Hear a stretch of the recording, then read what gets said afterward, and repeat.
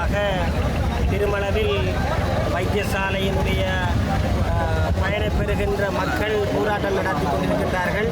உண்மையில் ஒரு வைத்தியசாலையை பொறுத்தவரையில் மிக முக்கியமான நபர் என்பவர் அந்த வைத்தியசாலைக்கு சிகிச்சை பெற வருகின்ற நோயாளி. எங்களுடைய கோரிக்கையும் நோயாளிகள் எந்த விதத்திலும் பாதிக்கப்படக்கூடாது என்பதற்காகத்தான் இந்த போராட்டம் நடைபெற்றுக் கொண்டிருக்கிறது. உண்மையில் இந்த ஆதார வைத்தியசாலையை பொறுத்தவரையில் இதனால் பயன்பெறுகின்ற நோயாளிகள் என்றால் வடமராட்சி கிழக்கிலிருந்து இங்கே பூனரியிலிருந்து சரசாலையிலிருந்து நாவற்குடியிலிருந்து அவ்வளவு பரந்த பிரதேசத்திலிருந்து வருகின்ற மக்களாக இருக்கின்றார்கள். எங்களுக்கு பொறுத்தவரையில் இந்த வைத்தியசாலையினுடைய இயல்பு நிலை வளமைக்கு திரும்ப வேண்டும். அதே போல் இங்கே சிகிச்சைகள் எல்லா நோயாளிகளுக்கும் ஒழுங்கான முறையில் கிடைக்க வேண்டும். வைத்தியசாலையினுடைய வளங்கள் சரியான முறையில் பயன்படுத்தப்பட வேண்டும். எதுவுமே வீணடிக்கப்படக்கூடாது. அது தவிரவும் நோயாளிகள் இங்கே கிடைக்கக்கூடிய வைத்திய வசதிகளுக்கு பதிலாக வேறு இடங்களுக்கு வைத்தியம் பார்ப்பதற்கு செல்வதற்கு நிர்பந்திக்கப்படக்கூடாது. ஆகையினால் எங்களுடைய இந்த போராட்டம் இன்றைக்கு இந்த வைத்தியசாலையை பொறுத்தவரையில் மிக முக்கியமான நபர் அந்த வைத்தியசாலைக்கு சிகிச்சை பெற வருகின்ற நோயாளி தான் என்ற அடிப்படையில் தான் நடைபெற்றுக் கொண்டிருக்கிறது. இது யாருக்கும் எதிரானதோ அல்லது யாருக்கும் ஆதரவானதோ அல்ல. இது நோயாளிகள் நலன் சார்ந்த ஒரு போராட்டம். ஆகையினால் இந்த போராட்டத்தினுடைய தன்மையை புரிந்து கொண்டு எங்களுக்கு எல்லோரும் ஒத்துழைப்பு வழங்க வேண்டும் என்று கேட்டுக்கொள்கிறோம். சரி, நிச்சயமாக இந்த இடத்தில்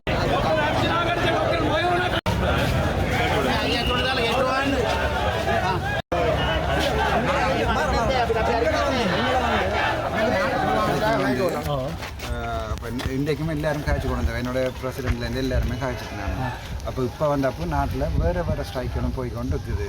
அப்போ நாடு ஃபுல்லாக குழம்பிட்டான்னு சொன்னால் அது வந்து இப்போ ஒரு அரசியல் பிரச்சனையாக போயிருந்தானே. அதால் இப்போ என்ன என்னட்ட கேட்கணும்னு சொன்னால் நீங்கள் அங்கே வாங்குவோம் அங்கே கதைச்சிட்டு இப்போ என்ன லீவ் போட சொல்லியிருக்கணும்.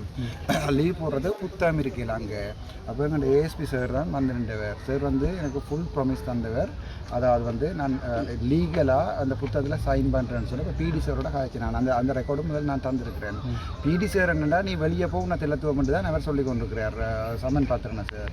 பட் எனக்கு என்னோட சார் எஸ்எஸ்பி சார் சொன்னவர் என்றால் இப்போ இது கொஞ்சம் கூட பிரச்சனை என்ற பாடியால் பார்லிமெண்ட் அங்கேருந்து கோல் வந்தது. எனக்கு பார்லிமெண்ட்டில் இந்த விஷயம் காய்ச்சி கொண்டிருக்கிறேன். நான் இப்போ வந்து சட்டப்படி இந்த செகண்ட் நான் தான் எம்எஸ் என்ன புத்தகத்தில் சைன் பண்ணல இந்த இதை விட்டுட்டு போயில. இப்போ பிடி சமன் பாத்திரனை வந்து சார் சொல்லி கொண்டிருக்கிறேன்னு சொன்னால் தான் எம்எஸ் என்று சொல்லி கொண்டிருக்கிறார். அது வந்து கோர்ட்ஸ் தான் தீர்மானிக்கணும் யார் எம்எஸ்ன்றது.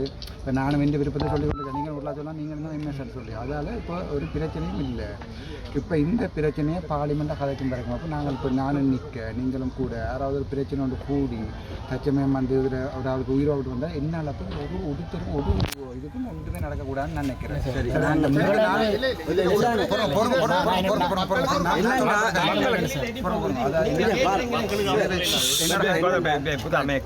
මම තමයි නෙගොෂියේට් කරේ පොළ දෙමන කියන්නේ.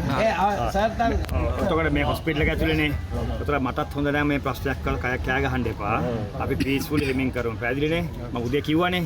මම කියලානේ ආවේ පැය දෙකෙන් වැඩේ කරනවා කියලා. රයිට්?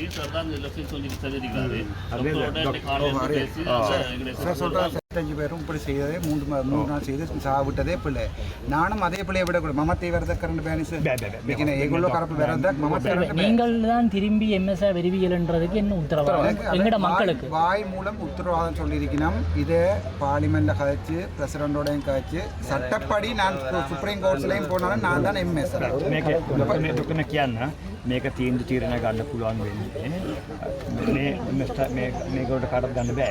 ගන්න වෙන්නේ ඒ පාර්ලිමේන්තු එකෙන් හරි අමාත්‍යතුමාට හරි තමයි මේ තීරණ ගන්න.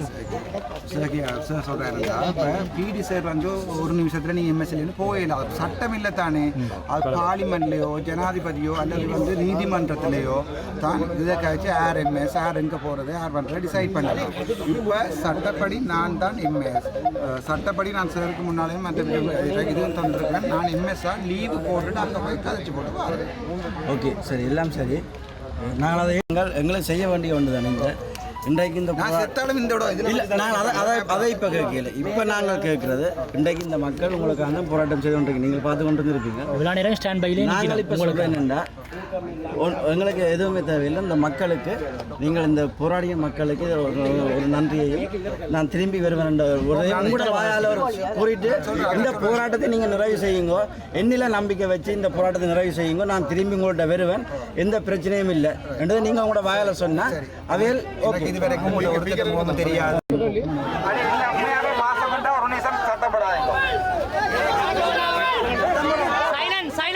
அப்புறம் என்ன உண்மையாவே பாசமண்டா ஒரு நிமிஷம் எனக்கு அதை கொடுங்க. அதே நான் ஜாழ்ப்பாணத்துல பிறந்த ஜாழ்ப்பாண தமிழன், சரிதானே? உங்களுக்கு எனக்காண்டி நீங்கள் இன்றைக்கு சாகரத்துக்கு ரெடியா இதுல நிக்கிறீங்க, சரிதானே? நான் அது என்ற உயிர் போனாலும் மறக்க மாட்டேன். எனக்கு இப்ப அங்க பார்லிமெண்ட்ல இருந்து சொல்லியிருக்கணும், இந்த பிரச்சனையை பார்லிமெண்ட்ல கதைக்கிறோம்னு சொல்லியிருக்கணும், சரிதானே? அப்ப இப்ப நான் என்ன பார்லிமெண்ட்டுக்கு வர சொல்லியிருக்கணும், அங்க கதைச்சு இந்த ஹாஸ்பிட்டலுக்கு திருப்பி எனக்குரிய நியாயத்தையும் மக்களுக்குரிய நியாயத்தையும் செய்து தரேன் சொல்லியிருக்கணும். அப்போ சரிதானே? இப்ப நான் பார்லிமெண்ட்டுக்கு போய் இது கதைக்கலைன்னு சொன்னா என்னால் இதை வின் பண்ண இயலாது, சரிதானே? சட்டப்படி நான் போய் எல்லா விஷயம் நான் இந்த வரைக்கும் அப்ப இவ்வளவு நாளும் இந்த ஹாஸ்பிட்டல் நான் ஒருத்தரை கூட சாவிடையில, ஆனா 25 டாக்டர்ஸும் பிடியா இருக்கட்டும் யாரும் எல்லாரும் போய் அங்க நின்றவே செத்தா என்ன பிரச்சனை கூடுமாண்டு நான் ஜோதினா நெஞ்ச கையால ஒருத்தர் சாகக்கூடாது 3 நாள் நான் சாப்பிடவாதான் பார்த்துனான். உண்மையாவே இல்லை உங்களுக்கு அன்பு இருந்தேன்டா எனக்கு நான் பாக்குறேன்னு சொன்னா பிரச்சனை கூடி உங்களுக்கும் பிரச்சனை வந்து உண்மையாவே police SSP sir SSP sir வந்து என்னோட உண்மையாவே வந்து கதைச்சவர். அப்போ நாங்களும் தொழில் செய்யறோம், பப்ளிக்கும் பாவம். இது உண்மையாவே பேர்ந்த ஒரு பிரச்சனை ஆயினாடா உங்களுக்கு ஏதாவது கூட நடக்கும் அல்லது அவைக்கு ஏதாவது கூட நடக்கும். நான் உண்மையா போலீஸ்ன்றது எங்களே ஒரு ஆக்கள் தானே, சரிதானே? சாதாரண மனுஷர் தானே, நான் யூனிஃபார்ம் போட்டு பண்ணிக்கிறோம். என்ன பொறுத்த வரைக்கும் நான் ஒரு நீதியை மதிக்கிற ஆள் மச்சான்.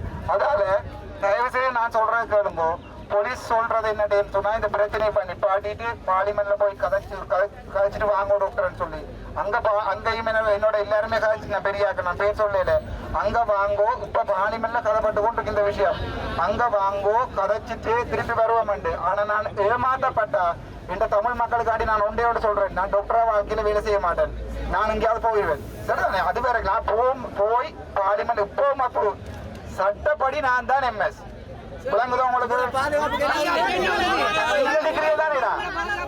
நீங்க நிக்கிறீர்கள் தானே, என்ன கொண்டு விட மாட்டீங்களே பவுனியா தான். நான் இந்த வரைக்கும் ஒரு போலீஸ் பாதுகாப்பு கேட்கல, இன்னைக்கு வந்து கேட்டேன் போலீஸ் பாதுகாப்பு 2 தரவு உண்டு. நான் சொன்னான் அந்த போலீஸ்காருக்கு இன்னும் 2 பேரை பாதுகாப்பு போடுங்க உண்டு. என்ன யாழ்ப்பாணத்துல நான் நிக்கிறது சவுத்ல இல்ல குடும்பல இல்ல, நான் நிக்கிற யாழ்ப்பாணத்துல 30 வருஷம் செத்து தான் போனாங்களே ஒழிய நாங்க ஒரு நாள் அழிஞ்சு போயில. எனக்காண்டி இதுல நின்ற எல்லாருக்குமே நான் ஒவ்வொரு ஆளை வந்து வீட்டுல கதைச்சு இந்த கிட்டத்தட்ட இந்த போன்ல ஒரு 50,000 மிஸ் கால் இருக்குது. ஒவ்வொரு ஆளை வீட்டுல வந்து நான் கதைச்சு உங்களுக்கு நன்றி கூறி நான் போவேன். எனக்காண்டி ஒரு உதவி செய்யுங்க, என்ன பத்திரமா கொண்டே வவுனியா வரைக்கும் விடுங்க. போலீஸ்கிட்ட கேட்கல பத்திரமா கொண்டு விட சொல்லி உங்கள்கிட்ட தான் கேட்கிறேன். நான் பார்லிமெண்ட் போய் என்ன அரசியல் விறகுலாம் கேட்கல, நான் டாக்டராகவே சாவணும் ஆசைப்படுறேன். நான் டாக்டரா இந்த நாட்டை திருத்தி காட்டுவேன். என்ன 25 வருஷம் சிஸ்டத்துல இருப்பேன் மச்சான், சரிதானே? நான் இந்த நாட்டை திருத்தி காட்டுவேன். ஒரு நாளைக்கு ஒரு டாக்டர் விட்டு போட்டு போய் பிரைவேட்ல செய்ய மாட்டேன். இதுல நான் இது உயிரோடு இருக்க வரைக்கும் அது நடக்காது. செத்தா இது நான் போய் கஞ்சா செத்தா பொடியை கொண்டு சாவச்சில் நடுவில் வச்சு நிக்கணும், வேற ஒருத்தையும் கொடுக்க கூடாது. நீங்களா வேணா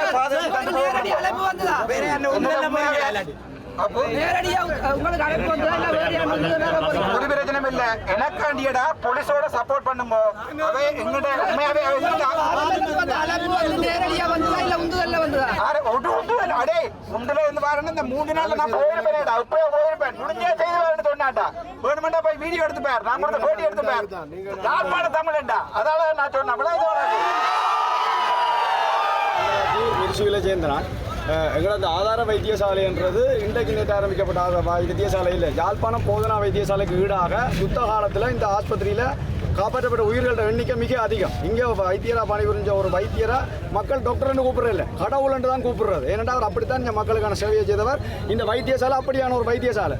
இந்த வைத்தியசாலைக்கு இப்போ வந்து நல்லாட்சியர் சங்கத்தின் காலத்தில் ஒரு ஆக்சிடென்ட் போர்ட் கட்டப்பட்டது.